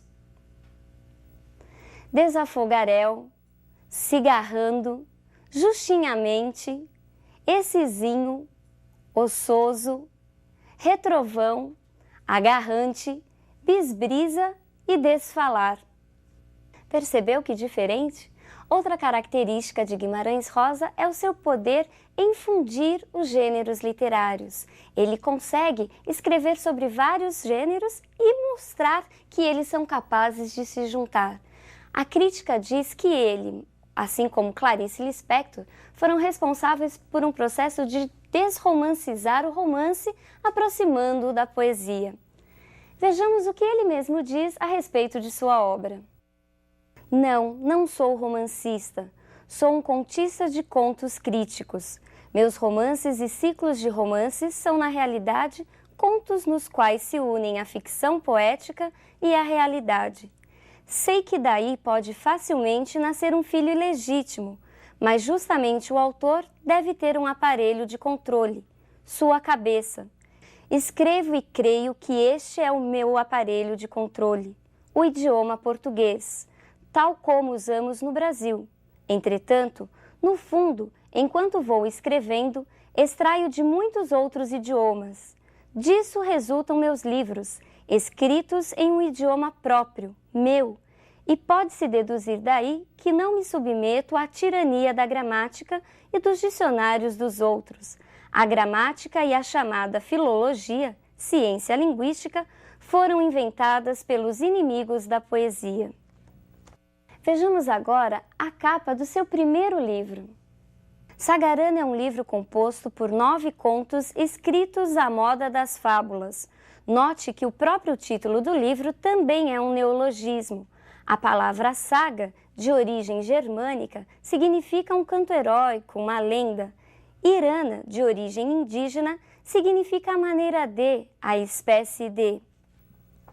Vejamos agora um índice de seu outro livro também importante. Esse índice ilustrativo, feito por Luiz Jardim, foi ideia do próprio Guimarães. Cada sequência de desenho sintetiza o enredo das 21 histórias que formam o livro. Essas histórias foram retiradas de fatos corriqueiros, de situações fantásticas ou engraçadas, numa aproximação com as histórias narradas pelos contadores de causos, muito comuns no sertão mineiro. Entre os principais contos desse livro destacam-se A Outra Margem do Rio, O Espelho e Menina de Lá. Mas é somente a partir de 1956, ano da publicação da sua grande obra-prima, que Guimarães alcança a notoriedade. Vejamos a capa de Grande Sertão Veredas. Grande Sertão Veredas foi traduzido para muitas línguas, sendo muito vendido em vários países, e é considerado a expressão máxima do regionalismo universalista da literatura brasileira. O sertão, como já vimos, não é só o espaço físico, mas o todo, e as veredas, segundo o próprio autor, são vales férteis, uma espécie de oásis. Em Grande Sertão Veredas, nós encontramos a figura de Reobaldo, um ex-jagunço que vai narrar a história de sua vida, uma vida marcada por conflitos, por disputas, mortes e amores. Riobaldo vivia uma crise existencial. Ele era apaixonado por um outro jagunço do bando. Ele era apaixonado por Diadorim, o que para ele era algo incabível. Ao longo de todo o romance, depois de muitas idas e vindas, no final da batalha em que o bando de Riobaldo vence um bando inimigo, ele descobre que Diadorim na realidade era uma mulher, era Diadorina. Só que aí já era tarde. E por quê? Porque Diadorina já estava morta. Vejamos agora a figura feminina significativa dessa geração. Clarice Lispector aprofunda-se num caminho já percorrido por outros autores no início do movimento modernista, a literatura de caráter introspectivo e intimista. Clarice sempre foi muito mística e supersticiosa, tanto que em 1976 representou o Brasil num congresso de bruxaria na Colômbia. Clarice Lispector se dedicou a uma literatura mais intimista, introspectiva, voltada para o eu profundo. Seus textos são marcados pela sondagem psicológica. Ela fala da angústia e das crises existenciais do ser humano de uma maneira em geral. Ela rompe com a linearidade dos romances, linearidade esta que vinha sendo seguida até aqui. E por que ela rompe? Porque em seus textos, espaço, tempo, começo, meio e fim são deixados de lado em função da projeção do eu interior. Seus textos também apresentam um monólogo interior. E o que é isto? É a conversa, é o diálogo da personagem consigo mesma, numa espécie de divagação. Entre suas obras mais conhecidas estão Perto do Coração Selvagem, Laços de Família e A Hora da Estrela, seu último romance publicado em vida. É neste romance que encontramos a grande figura de Macabea. Vejamos agora o último grande representante dessa geração, só que agora na poesia. Embora frequentemente estudado como um poeta da geração de 45 do modernismo, João Cabral de Melo Neto apresenta características bem diversas dos escritores dessa fase. Guiado pelo raciocínio lógico, voltou-se para a concretude, para a análise objetiva da realidade. João Cabral de Melo Neto mostrou uma grande preocupação com a construção formal de seus poemas. Ele queria eliminar tudo aquilo que fosse supérfluo. Seus textos são marcados por uma linguagem direta, precisa, por vocábulos escolhidos a dedo. Ao contrário do que muitos diziam, João Cabral de Melo Neto acreditava que o poema não era fruto de inspiração, mas sim fruto de uma construção, e de uma construção muito elaborada, sendo por isso conhecido como o engenheiro, o construtor das palavras. Vejamos com que texto João Cabral de Melo Neto ganhou notoriedade. João Cabral de Melo Neto conquistou notoriedade internacional graças ao longo poema Morte e Vida Severina, um auto de Natal pernambucano, que em 1969 foi encenado por um grupo jovem do Tuca, Teatro da Pontifícia Universidade Católica de São Paulo. Morte e Vida Severina conta a história de um retirante pernambucano que deixa sua terra em busca de uma vida melhor. Sua terra havia sido atingida por uma forte seca, mas ao longo de toda sua trajetória, a personagem Severino só encontra morte, seca e muita miséria. E por que alto? Numa aproximação com aquelas primeiras encenações medievais que nós já estudamos, João Cabral de Melo Neto nos apresenta uma espécie de peça. Ele gostava de falar que Morte e Vida Severina na realidade era uma peça e não um poema. E por que de Natal? Porque lá no final da narrativa nasce o filho do mestre Carpina. Vejamos alguns fragmentos de Morte e Vida Severina. Morte e Vida Severina. O retirante explica ao leitor quem é e a que vai. O meu nome é Severino, não tenho outro de pia. Como há muitos Severinos, que é santo de Romaria, dera então de me chamar Severino de Maria. Como há muitos Severinos com mães chamadas Maria, fiquei sendo da Maria do finado Zacarias. Somos muitos Severinos, iguais em tudo na vida, na mesma cabeça grande, que a custo é que se equilibra, no mesmo ventre crescido, sobre as mesmas pernas finas, e iguais também porque o sangue que usamos tem pouca tinta. E se somos severinos, iguais em tudo na vida, morremos de morte igual, mesma morte severina, que é a morte de que se morre de velhice antes dos 30, de emboscada antes dos 20, de fome um pouco por dia, de fraqueza e de doença, que é a morte severina, ataque em qualquer idade e até gente não nascida. João Cabral se mostrou muito preocupado também com as questões sociais, principalmente com o povo oprimido da sua terra natal, de Recife. O rio Capibaribe, volta e meia, também aparecem em seus textos. Bom, por hoje é só, mas não se esqueça de qual foi o tema da nossa aula. Hoje nós falamos dos principais representantes da terceira geração do modernismo. Nós falamos na prosa de Guimarães Rosa e Clarice Lispector e na poesia de João Cabral de Melo Neto. A grande característica de Guimarães é o seu poder inventivo, o seu poder de criar novas palavras e de universalizar o regionalismo. Em Clarice, a grande característica é a sondagem psicológica, é a projeção do eu interior. E em João Cabral de Melo Neto, a grande característica é a construção precisa, é a preocupação com a forma e com as questões sociais. Por hoje é só, um grande abraço e até a nossa próxima aula, em que falaremos das produções contemporâneas.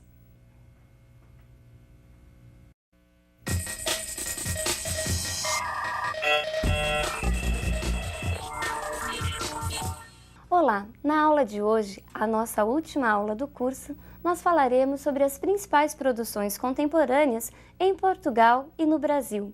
Agostina Bessa Luiz é considerada pela crítica uma das grandes revelações da moderna literatura portuguesa. Ela ganha notoriedade a partir de um concurso promovido por uma grande editora portuguesa. Neste concurso, ela recebe o primeiro prêmio. Seu texto é eleito por unanimidade entre vários outros concorrentes. Vejamos que livro é esse. O livro A Sibila conta a história de 3 gerações da família Teixeira, com destaque para as figuras femininas da casa, em especial para Quina, uma mulher forte e decidida. A palavra Sibila do título refere-se a ela e significa uma pessoa com inquietação espiritual, uma espécie de feiticeira. Vejamos agora a imagem de José Saramago, outro grande representante da literatura portuguesa moderna. Nos últimos tempos, José Saramago é um dos escritores portugueses mais lidos e traduzidos para outras línguas, tanto que em 1999 ganhou o Prêmio Nobel de Literatura. Entre suas principais obras estão O Evangelho segundo Jesus Cristo e Memorial do Convento. Vejamos agora a capa do livro O Evangelho segundo Jesus Cristo. O livro Evangelho segundo Jesus Cristo provocou um grande escândalo na época em que foi publicado. Dizem as más línguas que Saramago só não foi excomungado pela Igreja Católica porque era ateu. Nesse livro, Saramago reconta o Evangelho de Jesus Cristo sob um outro prisma. A narrativa é toda construída a partir de um processo de humanização da figura de Jesus Cristo, em detrimento do seu caráter divino. Memorial do Convento é outro livro importante desse autor. Nesse texto, nós encontramos uma narrativa voltada para o período da Inquisição em terras portuguesas. Saramago também nos deixa uma grande contribuição. Por quê?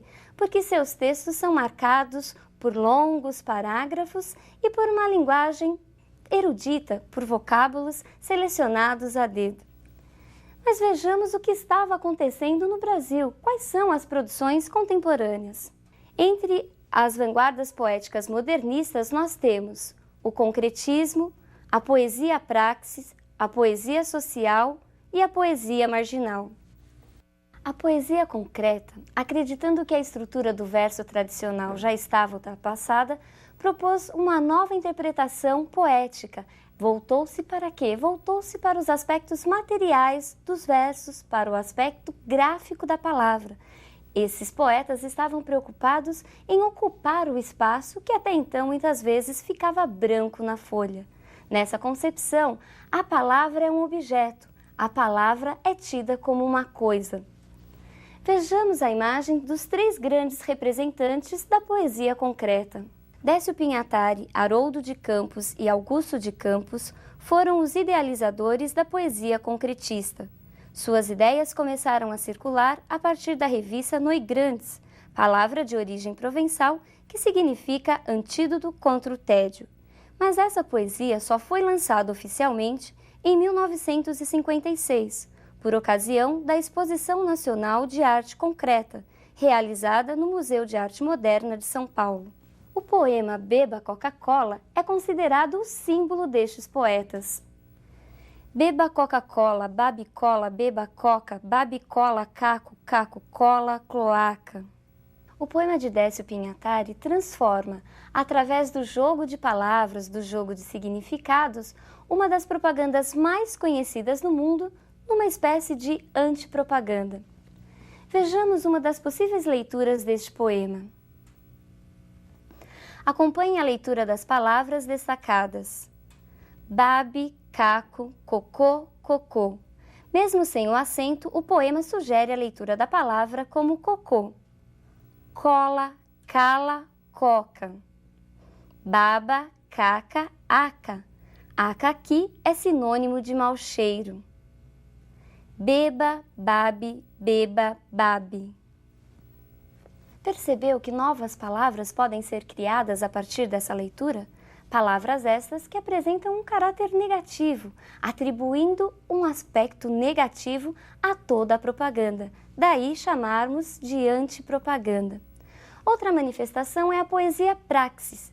A poesia praxis surgiu de um desentendimento entre os poetas que participavam do concretismo. Esses poetas, que se desentenderam, passaram a acreditar que a palavra tinha muito mais força, que a palavra era um organismo vivo e que por isso deveria ser trabalhada de uma outra maneira. Mário Chamy foi o principal representante dessa corrente. Vejamos um de seus textos. Agiotagem. 1, 2, 3. O juro, o prazo. O por, o cento, o mês, o ágio. Porcentágio. 10, 100, 1000. O lucro, o dízimo, o ágio, a moral, a monta em péssimo. Empréstimo. Muito, nada, tudo. A quebra, a sobra, a monta, o pé, o cento, a cota, a janota, a giota. Nós temos também a poesia social, que ao contrário dos exageros do concretismo ou da energia da poesia praxis, voltou-se para as questões sociais e volta também a alguns aspectos do verso tradicional. Ela estava mais preocupada com as questões de caráter político, econômico e social. Vejamos um texto de Ferreira Goulart. Não há vagas. O preço do feijão não cabe no poema. O preço do arroz não cabe no poema. Não cabem no poema o gás, a luz, o telefone, a sonegação do leite, da carne, do açúcar, do pão. O funcionário público não cabe no poema, com seu salário de fome, sua vida fechada em arquivos. Como não cabe no poema o operário, que esmerila seu dia de aço e carvão nas oficinas escuras. Porque o poema, senhores, está fechado, não há vagas. Só cabe no poema o homem sem estômago, a mulher de nuvens, a fruta sem preço. O poema, senhores, não fede nem cheira. Por último, nós temos a poesia marginal. E por que marginal? Porque, nessa época, os autores que não eram muito conhecidos não tinham seus textos publicados pelas grandes editoras. Eram eles mesmos que produziam seus textos e arrumavam uma forma de divulgá-los, sendo por isso conhecidos como poetas marginais e sua poesia, a poesia marginal. Vejamos um exemplo clássico dessa poesia marginal em Paulo Leminski. O assassino era o escriba. Meu professor de análise sintática era do tipo sujeito inexistente.